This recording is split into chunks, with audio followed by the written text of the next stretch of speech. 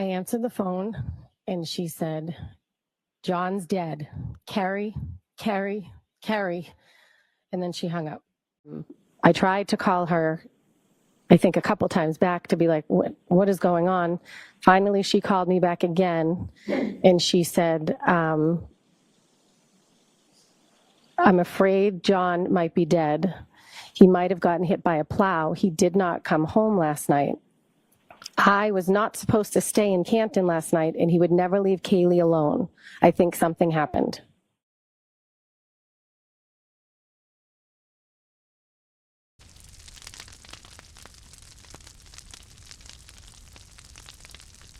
And there was one individual that replied several times, I hit him. I hit him. She repeated it. I hit him. Oh my God, I hit him. This is all my fault. This is my fault. I did this. She would yell, did I hit him? Could I have hit him? She said, my taillight, look at my taillight. And I looked at it and I said, you told me you don't remember anything from last night. She said, do you think I hit him? Do you think I hit him? She felt she struck something. She said, Dad, I think I struck something. I said, what do you mean? All right, this was in the hospital. All right, she says, I remember, all right, backing up and hitting something. I said, I hit him. It was preceded by a did and proceeded by a question mark. I mean, I didn't think I hit him, but could I have clipped him? Could I have tagged him in the knee and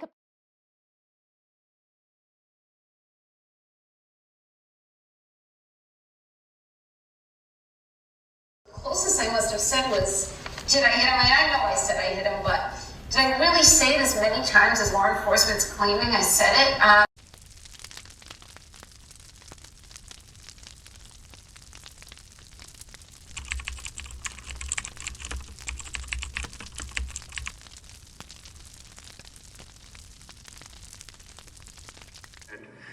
Manslaughter is a tremendous reach in this case.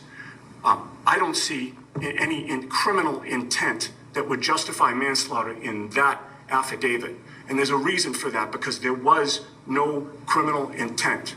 This was not some random stranger. This was my client's boyfriend. Somebody.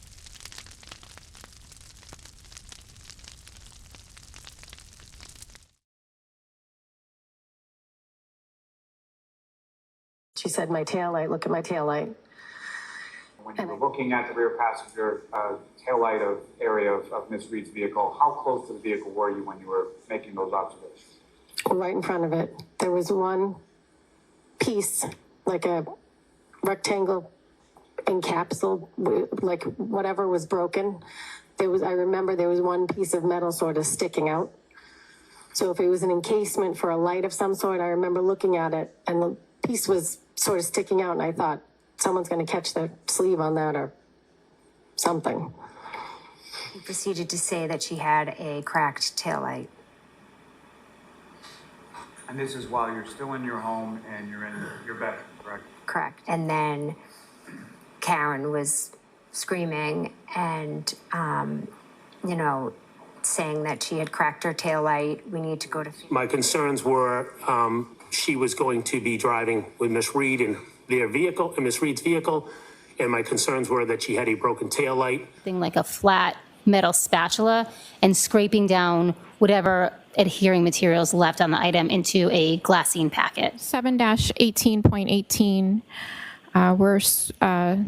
it was scrapings, trace material recovered from the victim's clothing. So the clear plastic from item 7-18.18 was found to be consistent in color and instrumental properties with the examined portion of the clear plastic from the taillight. So according...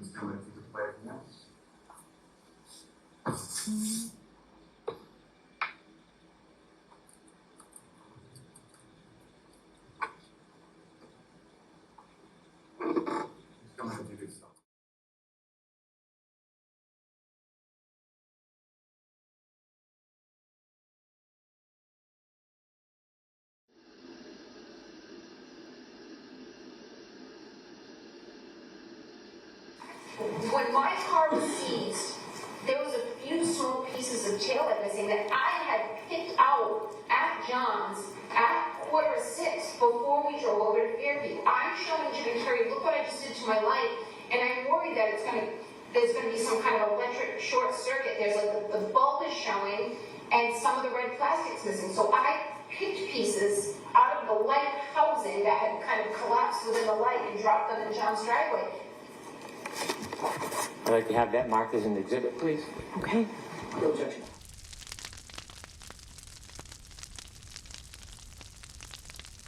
Now, with regard to your analysis and your testing in this case, again, what is your opinion or conclusion as to when these two Google searches were conducted? I'm of no doubt that the only time those two searches were conducted was at 6:23 and 6:24 on the morning of the 29th.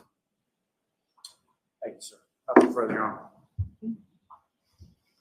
No, okay. What I'm saying is your analysis of the phone does not rule out that the user of that phone performed that Google search at or before 2:27 a.m. There is no indication of a Google search at or before 2:27 a.m.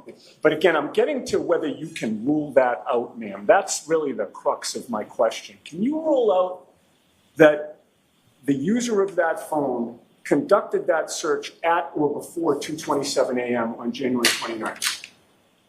There is a very unlikely possibility based on the fact that there is no evidence that the search occurred before that time. That's just like saying that the user searched for pandas at 2:27 a.m. Could you rule that out? I can't rule out something that doesn't exist. Are we going to hear from Richard Green in this trial? No. Why not? I believe the evidence is all out, and in part from Ian Whiffen. Will you have Are you still disputing the 2:27? Or, I mean, the 6 o'clock? The timestamp of Jenna? That's been addressed. Are you still... Are we going to hear from Richard Green?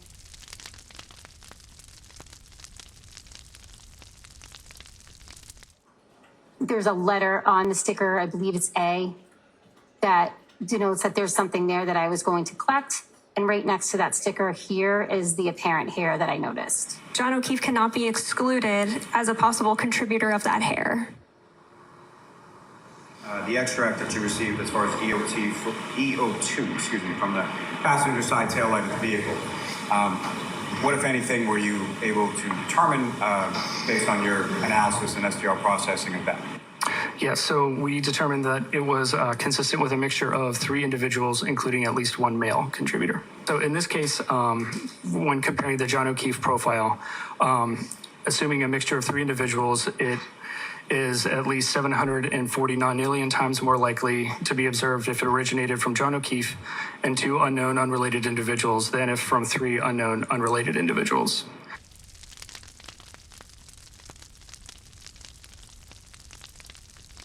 So what I do want to offer to the court to consider as part of your determination here is that after receiving the notice from the Commonwealth last week, I contacted the U.S. Attorney's Office and I spoke to the lead prosecutor in the case. Okay.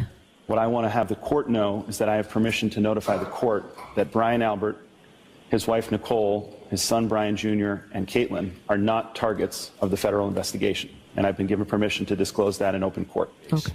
I have represented Brian Higgins since April of 2023, the month when he received the federal grand jury subpoena. Like he has in this case, Brian has cooperated fully with the federal investigation. He has answered every question put to him in both investigations, and he will continue to do so because he has nothing to hide. Brian Higgins is not a target of the federal investigation. That has been confirmed by the United States Attorney's Office and confirmed to me that I could make that representation in court. The U.S. Attorney's Office has continuously confirmed throughout its investigation that Brian Higgins is not a target of their investigation. Brian Higgins has not participated in any kind of a cover-up or conspiracy to cover up the criminal activity of others, which I have a good... That means, Your Honor, that District Attorney Morrissey and his office are targets of a federal investigation. At no time has the U.S. Attorney's Office named any person or entity as a target of an investigation to anyone.